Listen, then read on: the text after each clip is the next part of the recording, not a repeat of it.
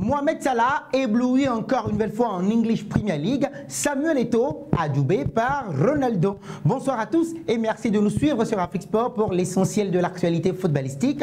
De ce lundi 21 octobre 2024, nous l'ouvrons avec Mitchell Weiser. La semaine dernière, la presse algérienne annonçait la prise en compte par la FIFA du changement de nationalité sportive du latéral de 30 ans, Mitchell Weiser du Werder Bremen, ayant auparavant fait ses classes avec les équipes de jeunes d'Allemagne entre 2010 et 2015. La délivrance pour le triple champion d'Allemagne avec le Bayern Munich 2013, 2014, 2015, lequel avait multiplié les appels en direction des Verts l'an dernier. Ainsi, à la question de savoir si tout se passe bien et s'il espère recevoir une convocation du sélectionneur Vladimir Petkovic, le joueur a répondu « Je l'espère », indique la même source. La balle est désormais dans le camp du technicien suisseau-bosnien. Eh bien oui, il faut le préciser également que ce dernier annoncera sa liste pour le dernier rassemblement des Verts en novembre prochain. Et donc oui, dimanche, le principal intéressé a été l'un des grands artisans du succès chez les Wolfsburg,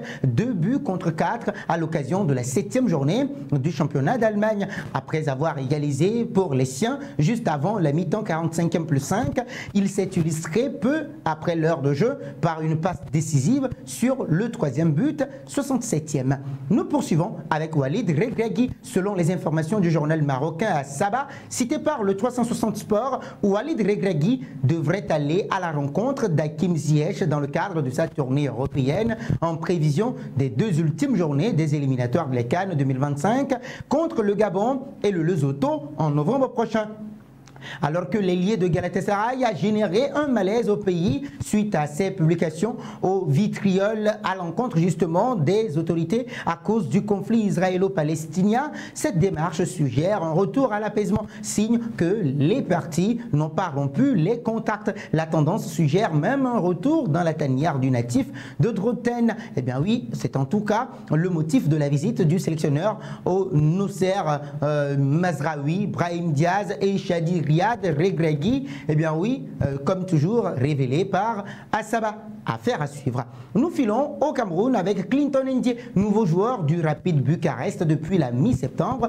Clinton Ndié a vu ses débuts avec la formation bucarestoise retardée pour des raisons non dévoilées. L'ailier international camerounais de 44 sélections, 10 buts, a manqué 4 journées de championnat au bilan négatif, 2 défaites pour une victoire et s'est révélé impuissant donc face à la régression au classement des Grenades, lesquels sont passés de la 9e place à son arrivée à la 12e sur 16 équipes de Liga 1. Mais selon toute vraisemblance, l'ancien de l'Olympique de Marseille va très prochainement signer son retour à la compétition. En tout cas, c'est ce qu'annonce, ou en tout cas c'est ce qu'a annoncé le principal concerné dans des déclarations relayées par le compte spécialisé Allez les Lions, lequel cite nos confrères d'Africa Foot.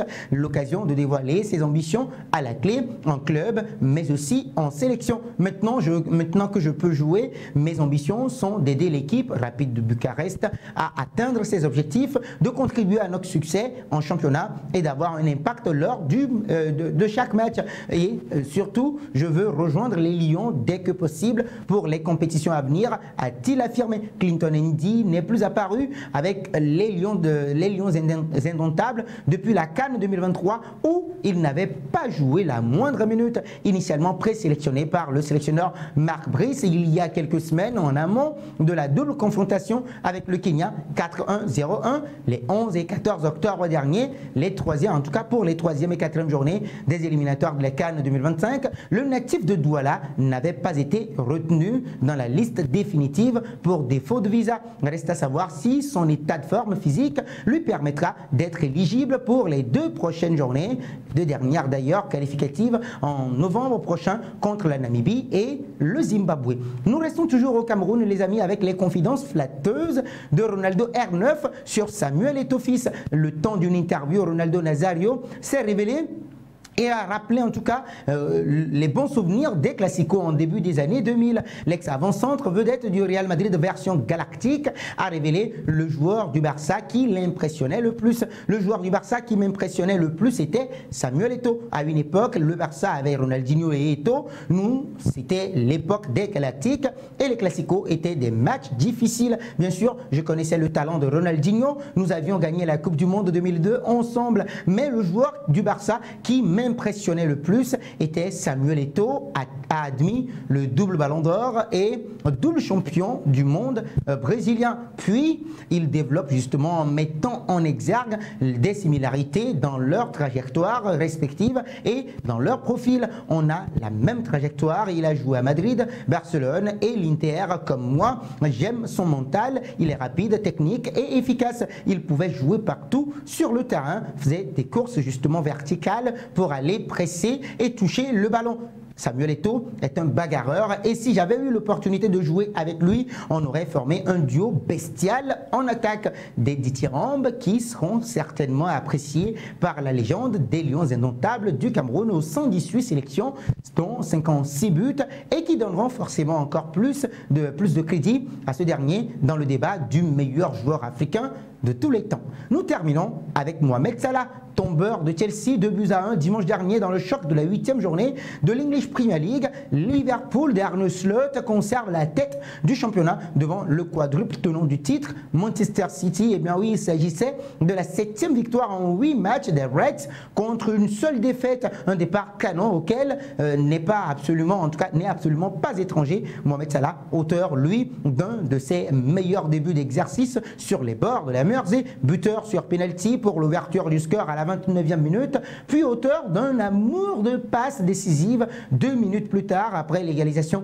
par le Sénégalais Nicolas Jackson, 51e. L'international égyptien, 101 sélections, 58 buts, a porté 7 autos à 7 réalisations et 6 assists cette saison en 11 apparitions, toutes compétitions confondues. En d'autres termes, c'est plus d'une fois par match que le gaucher de 32 ans s'est montré décisif depuis le coup d'envoi du précédent exercice. Outre ses remarquables performances en attaque, lesquelles lui ont d'ailleurs permis de devenir le 9e meilleur buteur de l'histoire du championnat anglais, à égalité avec Jermaine Defoe, eh bien oui, le pharaon a impressionné dans le repli défensif, ce qui a littéralement bluffé son entraîneur Arne Slot, au point que ce dernier ose une comparaison loufoque avec le latéral droit Trent Alexander-Arnold. J'ai dit à Trent, tu as de la concurrence maintenant parce que j'ai vu que Mo Salah peut aussi jouer comme arrière droit, a révélé le technicien batave avec une pointe d'amour. Il faut le préciser avant d'enchaîner justement l'effort défensif Mohamed Salah justement a fourni aujourd'hui pour aider l'équipe dans cette partie. Est-ce qui m'a fait autant plaisir que son but et sa passe décisive? L'intéressé appréciera. Point final à ce tour de l'actualité. Merci de l'avoir suivi. Mais avant de nous quitter, n'oubliez surtout pas de vous abonner sur Afrique Sport, d'activer la cloche de notification pour ne rien rater de l'actualité sportive.